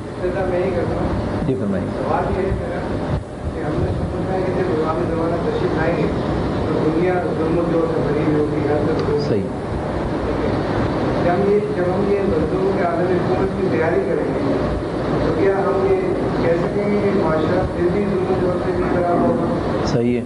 یعنی یہ ہماری تیاری جو ہے، جو ہم کہہ رہے ہیں کہ ہم یہ تیاری کریں تو اس سے ہمیں کیا فائدہ؟ ہاں، اس کو میں جی بہت، یعنی یہ وہ معقول ترین سوال ہے جو کیا جانا چاہیے، عاقلانہ ترین سوال۔ سوال یہ ایک تضاد ہے ہمارے پاس روایتوں کے اندر، نعوذ باللہ تعالیٰ، میں نہیں کہہ رہا روایتوں میں تضاد نہیں، ہمیں یوں لگتا ہے کہ تضاد یوں لگ رہا ہے۔ ایک طرف سے ہم سے کہا جا رہا ہے معاشرہ ظلم و جور سے بھرا ہوا ہوگا، ظلم و جور سے معاشرہ بھرا ہوا ہوگا، اور روایتیں عجیب و غریب ہیں اس مسئلے کے اوپر، جو ہم انشاءاللہ کبھی اگر موقع ملا تو اس پہ عرض کریں۔ ایک روایت کم سے کم نبی اکرم کی آپ اس طرح سے دیکھیں گے، اس کے اندر فرمایا آخر زمان میں ایک ایسا وقت آئے گا جب، ذرا غور سے سنیے گا اس روایت کو، فرمایا آخر زمانے میں ایک ایسا وقت آئے گا جب ایک لقمہ حلال کھا لینا بہت بڑی عبادت ہوگی، ایک لقمہ حلال کھا لینا بہت بڑی عبادت ہوگی۔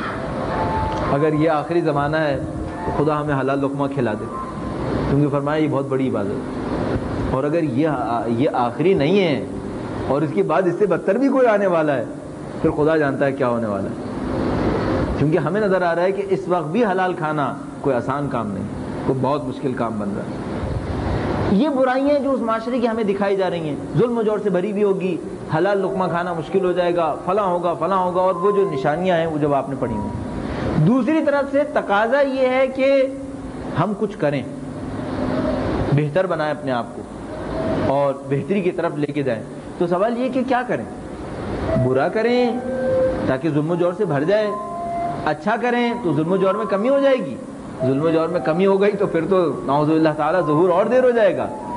یقین مانیے اس تضاد کے اوپر ایران میں ایک تنظیم بنی، اس کا نام، البتہ ممکن ہے اس سے شبیہ نام رکھنے والی اور بھی تنظیمیں کوئی موجود ہوں جو یہاں ہوں، یا میں نے سنا ہے عرب اسٹیٹس میں بھی بنی ہوئی ہیں، شاید ان کا اس آئیڈیالوجی سے کوئی تعلق نہ ہو، لیکن بہرحال میں صرف یہ کہہ رہا ہوں اس نام کی ایک تنظیم بنی تھی، تنظیم حجتیہ نام کر کے اس کا نام رکھا گیا تھا، اور اس کا کہنا یہ تھا کہ جتنا ظلم و جور پھیلاؤ اچھا ہے، کیوں؟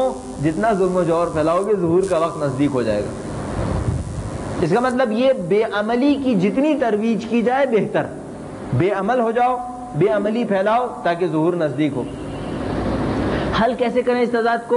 میں اپنے طور پہ اس طرح سے حل کر پایا ہوں۔ اس تضاد کے پیچھے اس روایت پر بھی غور فرمائیے جو کہتی ہے کہ 313 افراد تیار ہو چکے ہوں گے، اور وہ 313 افراد معاشرے کے، تاریخ انسانیت کے چیدہ ترین افراد ہوں گے۔ کہہ رہے ہیں 313 افراد تیار ہو جائیں گے اس وقت، اور وہ 313 افراد کیسے ہوں گے؟ چیدہ ترین افراد، شاید 100 سال میں ایک آدمی آتا ہوگا ایسا آدمی، ایسے 313 تیار ہو جائیں گے۔ اب سوال یہ، میں 313 میں لے کے جاؤں اپنے آپ کو یا اس ظلم و جور کے اندر لے کے جاؤں؟ جو میں اپنے طور پہ سمجھ پایا ہوں وہ یہ ہے، معاشرہ انتہائی برا معاشرہ ہوگا، اکثریت انتہائی بری ہوگی اور اقلیت انتہائی اچھی ہوگی. میرا اپنا خیال ہے کہ اس طرح سے ہوگا. ایک اکثریت ہوگی اس وقت کے اندر جو انتہائی بری ہوگی، ظلم و جور کرنے والی، اپنے آپ کو دھوکے بازی میں مبتلا رکھنے والی، اس قابل کہ اس کے اوپر عذاب ہو جائے. لیکن اس میں ایک اقلیت ہوگی جو اچھے کے لیے حرکت کرنے والی ہوگی، جو اس بات کی کوشش کر رہی ہوگی کہ معاشرے کو تبدیلی کی طرف لے کے جائے. اس عالم میں امام کا ظہور ہوگا اور اس عالم میں اس اقلیت کے ذریعے سے وہ اس اکثریت کے مقابلے میں کامیابی حاصل کریں گے اور یہ چاہیں گے کہ پھر وہ اکثریت بھی عقل کے ناخن لے، ہوش حاصل کرے اور ہوش اور شعور حاصل کرنے کے بعد اس اقلیت سے جا ملے. اچھا، اس میں ایک اور سپورٹ ہمارے پاس اس طرح سے ہے. ہمیشہ معاشرے کے اندر تین حصے ہوتے ہیں. ایک حصہ وہ ہوتا ہے جو کسی آئیڈیالوجی، کسی فکر کے تحت صحیح کام کر رہا ہوتا ہے. ایک حصہ وہ ہوتا ہے جو کسی آئیڈیالوجی، کسی فکر کے تحت غلط کام کر رہا ہوتا ہے. بہت سارے لوگ بیچ میں وہ ہوتے ہیں جو کسی آئیڈیالوجی، کسی مقصد کے بغیر یوں ہی زندگی گزار رہے ہوتے ہیں، لیکن اس وقت کس کا ساتھ دے رہے ہوتے ہیں؟ برائی کا ساتھ دے رہے ہوتے ہیں. آپ اس کو سواد سے تعبیر کیجئے. ہمارے عمران، ہمارے اعوذ باللہ تعالی عمران خان کے بقول سائلنٹ میجورٹی کہیے، اس کو آپ کچھ بھی کہیے، پولیٹیکل ٹرمز میں آپ کے کچھ بھی آ جائے. بیچ کے کچھ لوگ ہیں جو خاموش ہیں، بیچ کے کچھ لوگ ہیں جو بہتی فضا میں بہنے والے ہیں. مولا کائنات نے فرمایا ہیمجن رعا، ہر کنارے اگنے والی گھاس کی طرح، جو ہوا چلتی ہے اس میں بہنے لگتے ہیں. اگر ایک مضبوط اقلیت اپنے اہداف و مقاصد کے ساتھ اٹھے اور اس بیچ والے کو سمجھا پائے کہ اچھا کیا ہے، تو خود بخود ایک موج تیار ہو جاتی ہے، خود بخود ایک لہر تیار ہو جاتی ہے کہ جو اس خرابی کرنے والے کو ڈبو سکتی ہے، جو اس خرابی کرنے والے کا مقابلہ کر سکتی ہے. اب یہاں پر صرف سوسائٹی کے ٹرینڈز کو جاننے کے لیے مثال دوں گا آپ کو ایرانی انقلاب کی. ایران کا انقلاب آیا، ذرا سوچئے گا، کیا ایسا تھا کہ اکثریت اچھی تھی؟ نہیں. کیا ایسا تھا کہ کوئی اچھا نہیں تھا؟ یہ بھی ممکن نہیں. جب کوئی اچھا نہیں تھا تو آیا کیسے؟ ہوا کیا جو ہم سمجھ پا رہے ہیں، جو میں سمجھ پا رہا ہوں، وہ یہ کہ ایک اقلیت تھی، فرض کر لیجئے 20%، 25%، 30%، جو انتہائی اچھی. اس نے اس اکثریت کو، جس کے اندر بہت سارے لوگ ہماری اپنی عرفی تعبیرات میں دل کے اچھے تھے لیکن کام برے کر رہے تھے، ان کو اس بات پر مائل کیا کہ وہ عمل میں بھی اچھے ہو جائیں. تب ایک اچھا معاشرہ تشکیل ہونے کی طرف گیا.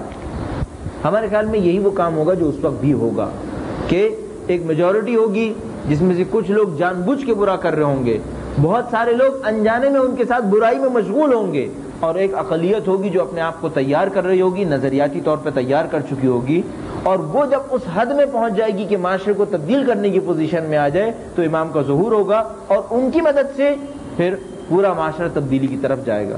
میں اپنے طور پہ اس تضاد کو اس طرح سے حل کر پایا.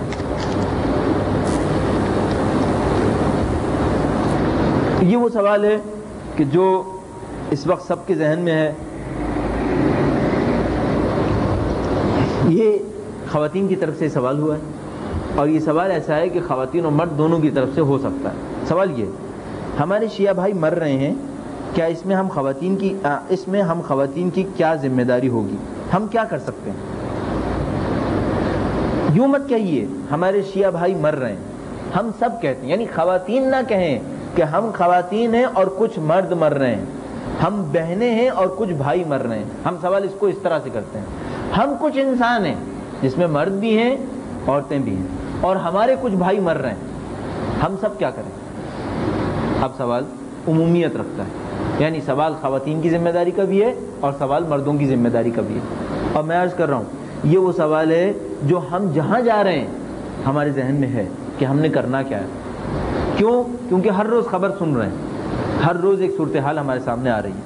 اب عزیزان محترم، بجائے اس کے کہ میں آپ کو یہ بتاؤں کہ آپ فلاں تنظیم کھول لیجئے، فلاں کام کر لیجئے، فلاں کام کر لیجئے، جو شاید ایک نامعقول کام ہوگا اور نہ میری قدرت میں ہے کہ میں ایک آدمی اتنے بڑے مسئلے کے پورے حل کو بیان کر دوں. لیکن میرے ذہن میں ایک بات بہت اچھی طریقے سے ثابت ہے اور شاید میں نے عرض کیا پہلے بھی کہ اس میں شاید کچھ عمل اس مطالعے کا ہے جو میں نے پہلے ایک زمانے میں انجام دیا کہ فرقہ واریت کے پاکستان میں اسباب کیا ہیں، جس میں ہم نے تقریباً 400-500 سال کے اوپر غور کیا۔ کوئی بھی اجتماعی کام 1-2 سال کی پیداوار نہیں ہوتا، ہرگز، نہ مادی امور کے اندر ایسا ہوتا ہے نہ مانوی امور کے اندر ایسا ہوتا ہے۔ مثال کے طور پر بہت سادہ سی صورتحال، پاکستان کا ایک اقتصادی مسئلہ ہے، وہ یہ کہ یہاں قرضے ہیں، قرضوں کی مقدار اس وقت تقریباً $40 ارب کے قریب ہے۔ پاکستان کی اقتصادی صورتحال ہے جو خراب ہے، کوئی فنکشن نہیں ہو رہا یہاں پر، شاید اب کچھ بہتری آ رہی ہے۔ کتنے سال کی خرابی کا نتیجہ ہے یہ کام؟ بآسانی ہمیں نظر آ رہا ہے کہ 1-2 سال کی خرابی کا نتیجہ نہیں ہے، یہ ایک ایکومولیٹڈ خرابی ہے۔ 30 سال کے اندر، 40 سال کے اندر خرابیاں جمع ہوتی رہی ہیں، یہاں تک کہ اب پھٹ رہی ہیں اور ہمیں نظر آ رہی ہیں۔ آیا ملک کے اندر موجودہ فرقہ واریت 1-2 سال کی پیداوار ہے یا یہ 5-10 سال کی پیداوار ہے؟ ہمارے خیال میں ہرگز ایسا نہیں ہے، یہ ایک لمبا اجتماعی عمل ہے، اور ایک اجتماعی عمل جس طرح، جیسے کہ میں بھی ابھی برادر سے بھی عرض کر رہا تھا، جس طرح ایک اجتماعی عمل 30-40 سال کے اندر جمع ہوتا ہے اور ظاہر ہوتا ہے، اس کو برطرف کرنا بھی 1-2 سال کا عمل نہیں ہے۔ آپ کے سامنے ایک فینومینا ہے، معاشرے کا ایک عمل ہے، وہ یہ کہ کچھ لوگ مر رہے ہیں، مارے جا رہے ہیں، مظلومیت کے ساتھ مر رہے ہیں۔ آیا اس کو چند حرکتوں سے روکا جا سکتا ہے؟ مثال کے طور پر چند حرکتیں کیا سوچ سکتے ہیں کہ جو ہماری اضطراری حرکتیں ہوں گی جس سے ہم خرابی کو فی الحال مقابلہ کرنا چاہیں گے، چند حرکتیں سوچتے ہیں۔ مثال کے طور پر ہم سیکیورٹی بڑھا دیتے ہیں، ایک کام، ڈاکٹرز مر رہے ہیں، ڈاکٹرز کو سیکیورٹی پرووائڈ ہونی چاہیے۔ نمبر 2، ڈاکٹر کے لیے اگر ان میں سے بعض مجبور ہوتے ہیں کہ فی الحال کہیں اور شفٹ ہو جائیں، ان کو ہم سپورٹ کرنا چاہیے، انہیں ہمیں اس طرح سے سپورٹ کرنا چاہیے کہ وہ اپنے آپ کو تنہا احساس نہ کریں کہ ہم مر رہے ہیں، اور ہم مرتی ہوئی حالت میں اگر کہیں اور جاتے ہیں تو کوئی ہمارا ساتھ دینے کو تیار نہیں۔ حتیٰ اگر ایسا ہے کہ ان میں سے بعض یہ کہتے ہیں کہ ٹھیک ہے ہم پریکٹس نہیں کر پا رہے، ہم اعلیٰ تعلیم کے لیے چلے جاتے ہیں، بعد میں واپس آئیں گے، یہ ہماری اور آپ کی ذمہ داری ہوگی کہ ہم ان کی اعلیٰ تعلیم کے لیے وسائل فراہم کریں۔ اگر ان میں سے بعض یہ کہتے ہیں کہ میں اس شہر میں مضبوطی سے کام نہیں کر پا رہا، میرے لیے رسک ہے، میں کسی اور شہر میں منتقل ہونا چاہتا ہوں، میرے اور آپ کی ذمہ داری ہے کہ ان کے وسائل کو فراہم کریں۔ اس حالت میں ان کو اکیلا چھوڑ دینا یہ اپنے اوپر ظلم ہے، ان کے اوپر ظلم نہیں ہوگا، یہ ہمارے اوپر ظلم ہوگا۔ کیوں؟ مسئلہ ایک شعبے کا نہیں ہے، صرف ڈاکٹرز کا مسئلہ نہیں ہے، یہ بات آگے بھی بڑھ سکتی ہے۔ صرف ڈاکٹرز نہیں ہے کہ جو خطرے کے اندر ہیں، کل ٹیچرز کی باری آئے گی، ابھی صنعت کاروں کی باری آئے گی، گورنمنٹ آفیسرز کی باری ہے۔ ابھی جو آخری 2 ہوئے، ایک بہاولپور کے اندر اور ایک کوئٹہ کے اندر، دونوں گورنمنٹ آفیسرز تھے۔ پھر جو کراچی کے اندر ہوا، جو وہ بھی گورنمنٹ آفیسر تھے۔ تو کل گورنمنٹ آفیسرز کی باری آئے گی، اس میں ہم کیا کریں گے؟ کیا پھر ہم خاموشی سے بیٹھے رہیں گے؟ ایک تو حل یہ ٹیمپرری حل ہے، ہمارے پاس سولوشنز ہے کہ ہم کیا کریں کہ ان کو سیکیورٹی فراہم کر دیں۔ لیکن سوال یہ ہے، معاشرے کے کتنے لوگوں کو سیکیورٹی دیں گے اور کب تک دیں گے؟ ہمارے خیال میں جتنے بھی کام موقت کریں گے وہ بالآخر خود ہمارے لیے مصیبت کا باعث بنیں گے۔ یعنی موقت کام ضروری ہے، لیکن اس کے اوپر اکتفا کرنا ہمیں کوئی حل نہیں دے پائے گا۔ جس طرح 30-40 سال کی جدوجہد خرابیوں نے اس مصیبت کو ہمارے سامنے لا کے کھڑا کیا ہے، بہتر یہ ہے کہ ابھی 30-40 سال کے لیے سوچیں کہ اگلے 30-40 سال میں اور آپ کیا کریں کہ ہم اس خرابی کا مقابلہ کر پائیں، اس خرابی کو تبدیل کر پائیں۔ فرقہ واریت 10-20 کی پیداوار نہیں ہے جس کو میں اور آپ 1-2 سال میں حل کر پائیں گے۔ یہ ایک قانون کہ لمبی مدت کے لیے سوچنا ہے۔ دوسرا مسئلہ، اگر پیچھے کوئی خرابی کا اعتراف کرتے ہیں میں اور آپ کہ پیچھے کوئی خرابی ہوئی ہے جس کے نتیجے میں اب یہ بھگتنا پڑ رہا ہے، تو ہمیں اس بات کا اعتراف کرنا پڑے گا کہ اپنے آپ کو تبدیل کیے بغیر آگے بھی کوئی بہتری حاصل نہیں ہو پائی۔ یا آپ کہیے پیچھے کوئی خرابی نہیں ہوئی، یہ خود بخود ہو گیا، یہ کام نامعقول ہے، میرے خیال میں ایسا نہیں ہوا، پیچھے کچھ خرابی ہوئی۔ اگر پیچھے کچھ خرابی ہوئی ہے تو آگے تبدیلی کے لیے تیار رہیے۔ اگر میں نے اور آپ نے ان 2 اصولوں کو قبول نہیں کیا، یعنی ہم یہ کہیں میں چاہتا ہوں 1-2 سال میں کچھ ہو جائے اور میں کچھ تبدیل بھی نہ کروں، تو پھر اس کا مطلب ہے ہم بیوقوفوں کی جنت میں رہ رہے ہیں۔ یہ مسئلہ کبھی بھی تبدیل نہیں ہوگا۔ ہم ان 2 اصولوں کے اوپر کام کرنا پڑے گا، اور میں دوبارہ عرض کروں گا یہ کام کسی 1-2 فرد کا نہیں ہے، اس کام کو آپ کو ایک مشترکہ اجتماعی جد و جہد کے ساتھ انجام دینا پڑے گا، ورنہ کبھی بھی ہم اس مسئلے سے نجات حاصل نہیں کر پائیں گے۔ آپ نے انفرادیت کی بات کی ہے، علامہ عارف حسین حسینی کے بعد بہت بڑا قیادت کا مسئلہ ہمارے سامنے ہے، ہم ان کی قیادت پہ چلیں۔ صحیح ہے۔ دیکھیے یہ ایک سوال ہے اور ایسے دسیوں ہزار سوالات اور ہو سکتے ہیں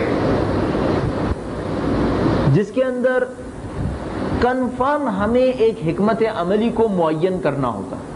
مثال کے طور پہ انہوں نے ایک سوال کیا کہ اس وقت قیادت کے اندر چند چہرے ہمارے سامنے ہیں، یا فرض کر لیجئے کوئی چہرہ ہمارے سامنے نہیں ہے، اب ہم کیا کریں؟ دو تین باتیں پھر میں کہنا چاہوں گا۔ کیا میری کیپیسٹی میں ہے کہ میں کسی کے لیے قائد معین کروں؟ میری کوئی کیپیسٹی ایسی نہیں ہے کہ میں کسی کے لیے قائد معین کروں۔ کیا میں اس کیپیسٹی میں ہوں کہ 3 متنازع قائدین میں سے ایک قائد معین کر لوں؟ نہیں، میری ایسی بھی کوئی کیپیسٹی نہیں ہے۔ یعنی میں ہوں کیا کہ میں یہ کہوں کہ ان 3 میں سے یہ آدمی آپ کے لیے بہتر ہے؟ یہ اختیار مجھے کس نے دیا؟ میں جو کام کر سکتا ہوں وہ یہ کہ اپنے طور پر سوچوں کہ میری اس وقت اپنی ذمہ داری کیا ہے، دوسروں کو دینے کے لیے کیا دوں۔ دوسروں کو دینے کے لیے میں شعور دوں کہ بھائی ان اصولوں پہ عمل کرو تاکہ تمہیں قائد نظر آئے اور اس کے تحت اپنی زندگی گزارنا سیکھو۔ جو قائد کے اندر صلاحیت ہونی چاہیے وہ آپ کے اپنے نظر میں ہونی چاہیے۔ یعنی جب بھی آپ کسی فرد کا انتخاب کریں قائد کے طور پر تو آپ اپنے ذہن میں ایک سرٹن کرائیٹیریا بنائیے کہ بھئی یہ معیارات اگر ہوئے تو ہم اس شخص کو قائد مانیں گے، اور اگر یہ معیار نہیں ہوئے تو ہم اس کو قائد تسلیم نہیں کریں گے۔ فرض کر لیجئے آپ نے جو معیار بنائے وہ اتنے اچھے ہیں کہ فی الحال کوئی بھی اس کے اوپر نہیں اتر رہا، اب کیا کریں؟ میرے خیال میں وہ پہلا مسئلہ تو بہت آسان ہے، یہ دوسرا مسئلہ زیادہ مشکل ہے۔ پھر میں یہ عرض کروں گا ہر صورت میں مرکزیت کو محفوظ رکھنے کی کوشش کریں۔ کیوں؟ انتشار سوائے موت کے کچھ نہیں لائے گا، انتشار صرف ہماری تباہی کا باعث بنے گا۔ ہر صورت میں حتی الامکان مرکزیت کو محفوظ رکھنے کی کوشش کریں، ہر صورت میں حتی الامکان اپنی یونٹی کو محفوظ رکھنے کی کوشش کیجیے۔ جب ہم دنیا کے اندر دیکھتے ہیں کہ محض مالی مسائل کے حصول کے لیے وہ اپنے تاریخی، ثقافتی اور لسانی تمام تر اختلافات کو بھلا کر ایک ہونے کو تیار ہیں، تو مجھے سمجھ میں نہیں آتا کہ ہم اپنے اعلیٰ الہی اہداف کی خاطر کیوں بعض اختلافات کو بھلا کر ایک جگہ پر جمع ہونے کو تیار نہیں ہے۔ صرف فرق کہاں پر ہے؟ فرق اس میں ہے کہ میں ایک طریقے سے کام کرنا چاہتا ہوں، دوسرا کسی اور طریقے سے کام کرنا چاہتا ہے، جن میں بظاہر کوئی ہم آہنگی نہیں ہو پا رہی۔ جس طریقے سے میں کرنا چاہتا ہوں سامنے والا اس طریقے سے نہیں کرنا چاہتا۔ فرض کر لیجئے ایسی ایک صورتحال ہے تو میرا اپنا ایک خیال یہ ہے، اس اوپر میں اپنی زندگی میں بھی کاربند ہوں، میں کم سے کم یہ کر سکتا ہوں کہ دوسرے کے راستے میں روڑے نہ اٹکاؤں۔ میں کم سے کم کام یہ کر سکتا ہوں کہ دوسرے کے راستے کو بلاک کرنے کی کوشش نہ کروں، اپنے کام کو اچھی طریقے سے انجام دوں گا اور دوسرے کے تمام مثبت کاموں میں اس کا ساتھ دوں گا۔ یہ میری زندگی کا مقصد ہے، یہ میری زندگی کا طریقہ ہے۔ میں نے اپنے طور پہ یہ سمجھا ہے کہ جس کو میں اچھا سمجھتا ہوں اس کے لیے میں اپنا ٹائم دوں گا، اپنی انرجیز وقف کروں گا، اور جو میرا مخالف اچھا کام کرے گا اس میں اس کا بھرپور ساتھ دوں گا۔ میرے خیال میں اگر آپ بھی اس طریقے کو اختیار کیجئے، بہت سارے اختلافات آپ کے اور دوسروں کے ختم ہو جائیں گے۔ بہت سارے وہ کام جو انجام پا سکتے ہیں اور نہیں پا رہے وہ انجام پانے لگیں گے اگر میں اور آپ اس اصول کے اوپر کاربند ہو جائیں۔ ہمارا وقت 20 منٹ تھا، 1 منٹ باقی ہے، فرمائیے گا۔